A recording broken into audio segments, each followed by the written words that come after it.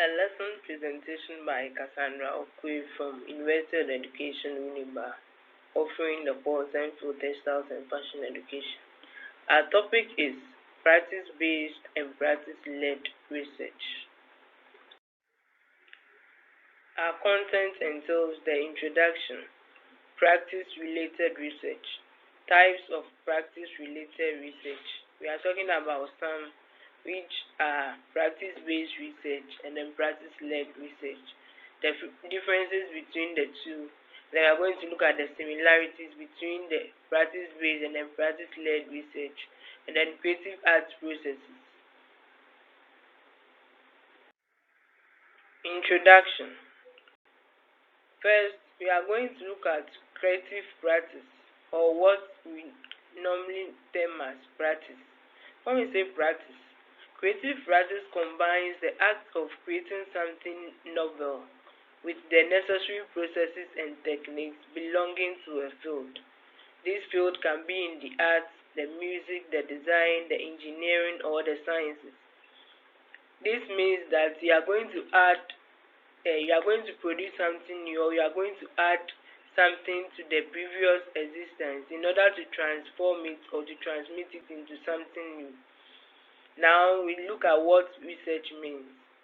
Greenfield 1996 defined research as an art aided by skills of inquiry, experimental design, data collection, measurement, and analysis by interpretation and then by the presentation.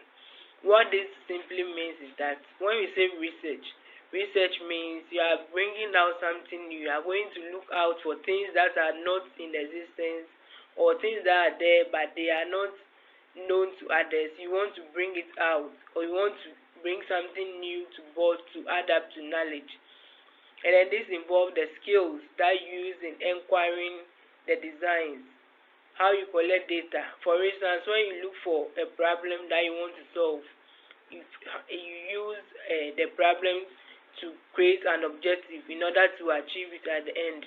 Through that, you are going to acquire data from either in the creative arts or any other forms that you get data from based on the objective that you set for yourself, and then you analyze it by making inferences and then interpretation of the data that you've gotten in order to draw your conclusion on it. Now we move to practice-related research. Practice-related research is a research approach that began in the late 1970s and then in the early 1980s.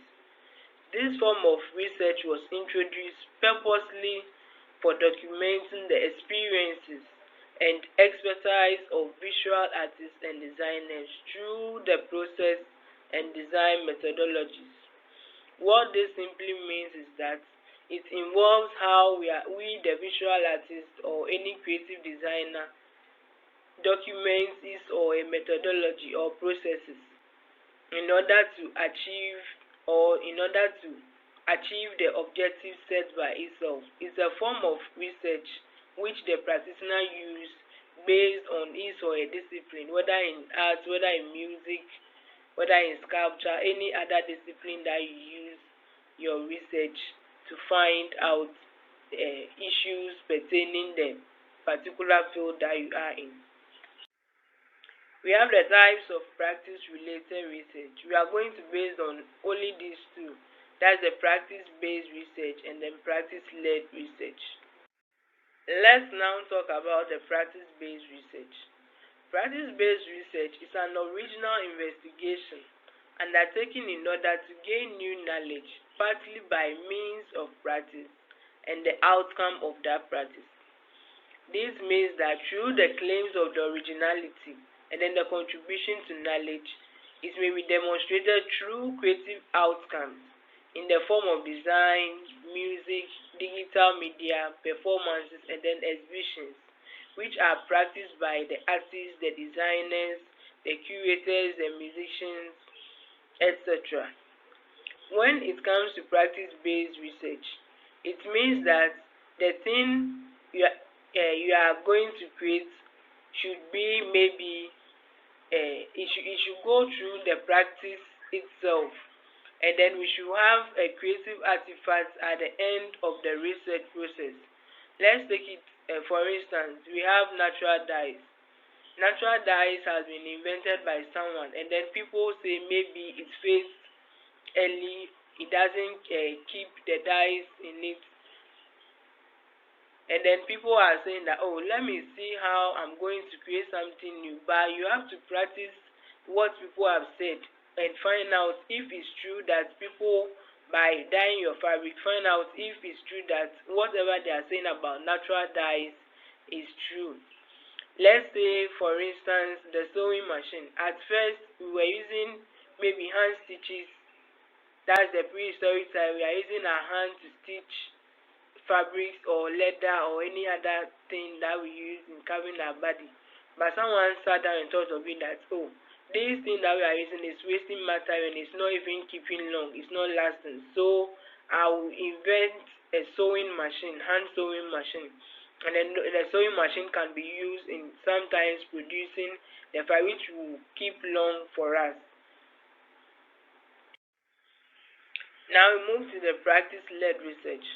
Practice-led research is a conceptual framework that allows a researcher to incorporate their creative practice, creative methods, and creative outputs into the research design and as part of the research output. This simply means that the practice-led research is concerned with the nature of practice and leads to new knowledge. That means that whatever skills you are going to use in creating the artifacts, the creative artifacts, it must lead to new knowledge. That's Smith and Dean note that the practice-led research arises out of two related areas. That's the first one is the creative work in itself. That's in the form of research, and then it generates detachable research output. The product of creative work itself contributes to the outcomes of a research process and contributes to the answer of a research question. Secondly, you can also say that the creative practice, that's the training and specialized knowledge that creative practitioners have, and then the processes they engage in when they are making art can lead to a specialized research insights, which can then be generalized and then written up as research. With the creative practice-led research, it's not mainly based on the creative output, but the methods, the processes in which you use in creating the artifacts must be documented in order to add up to knowledge. For instance, using the natural dyes to dye fabrics, and then people have noticed that it fades early, it doesn't keep long, sometimes expensive than the synthetic dyes. Someone invented a synthetic dye, and then the person practiced how the synthetic dye can be used to dye fabrics, and then the person has seen that the synthetic dye is lasting on the fabric than the natural dye. So the practices in which the person went through in order to come out with that knowledge is the practice-led research. And then with the sewing machine too, when the hand sewing machine was invented, people realized maybe it doesn't work fast or it's very slow in the production of garments. So another person used it and then realized this is what people are saying is true. So let me also invent maybe industrial machine or electronic machine which is used to create garments with faster, which the fashion designers or any other seamstress or designer uses in order to get more work done faster within a short possible time. Let's now look at the differences between practice-based and practice-led research. Practice-based researchers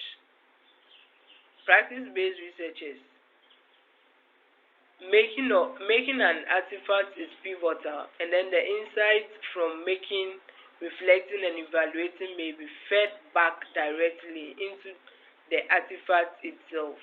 And then with the practice-led research, on the other hand, does not depend upon the creation of an artifact, but is nevertheless founded in practice. With the practice-based research, the main outcome must be a creative artifact which will be used which must be physically seen or used in order to answer the research objective or the question.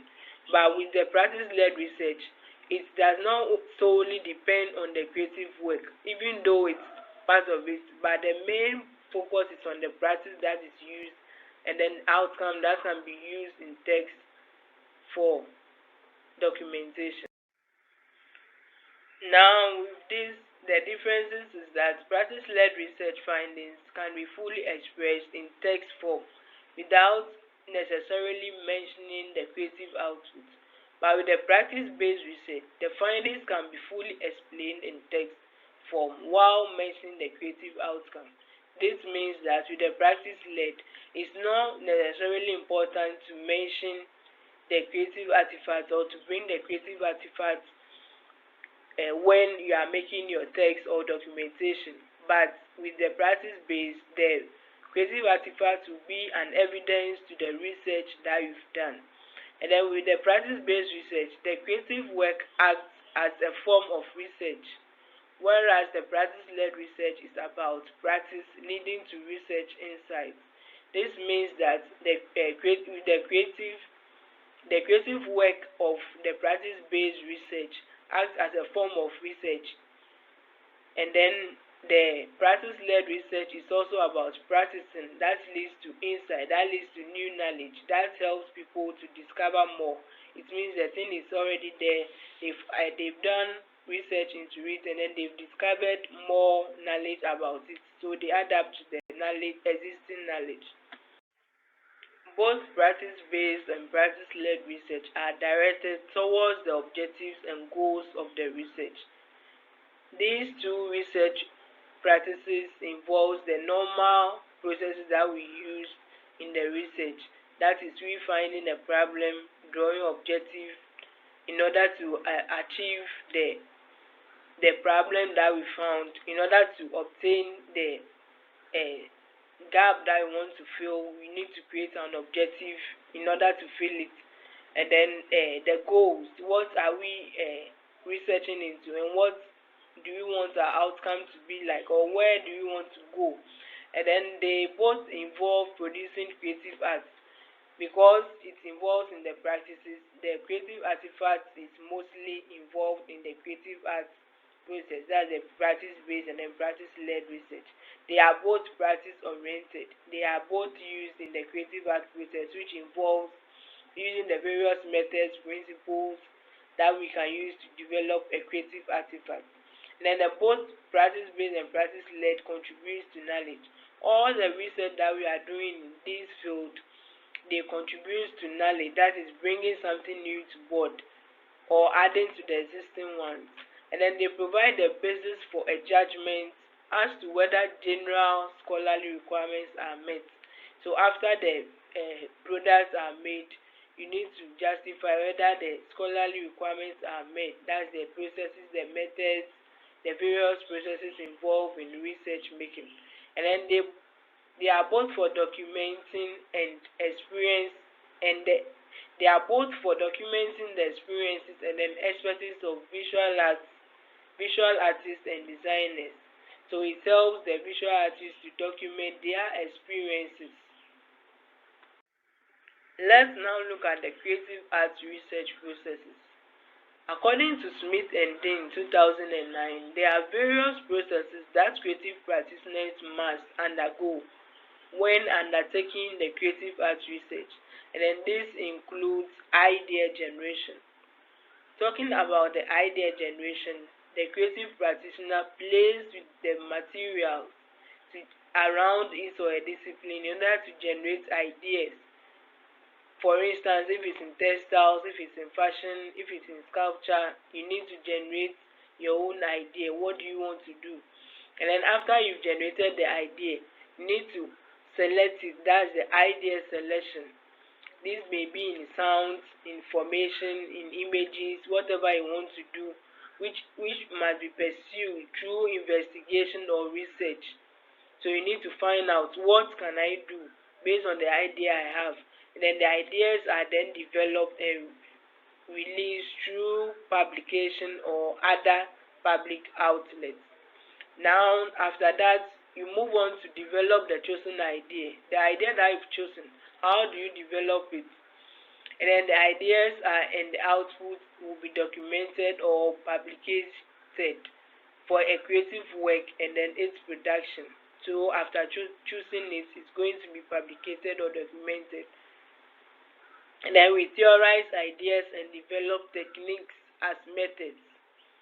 After you've realized the ideas that you want to use, when you develop it and you create your artifacts, the various principles, methods that guided you in your production will be documented, will be known, will be put down as theories that guide a creative work. And then we move to the application of the theories and techniques to new creative work. After the principles and the methods have been put down or documented, you need to apply them, and you need to apply these theories and then the techniques in new creative work. Before the principles were documented, the creative work was shown to maybe lecturers, other creative practitioners to either criticize or appreciate it. So the various comments they give, whether in an appreciation or in criticism, they are going to be used and then worked on and then used as built upon and then used as theories which can be applied in the new creative work in future. And then now you test the theory empirically, or you refine the theory through comparison and argument. So after this theory has been propounded or has been documented down, you refine it every year in order to know that, oh, I want to add this to this, I want to add this to that, in order to improve upon your creative skills. Whatever people said about the work, if it's good, you put it into consideration and then you refine your theories based on the arguments or the comparison people made about the work. And then you formalize it through the theories that have been published, and then you know how to work with it in the creative arts department.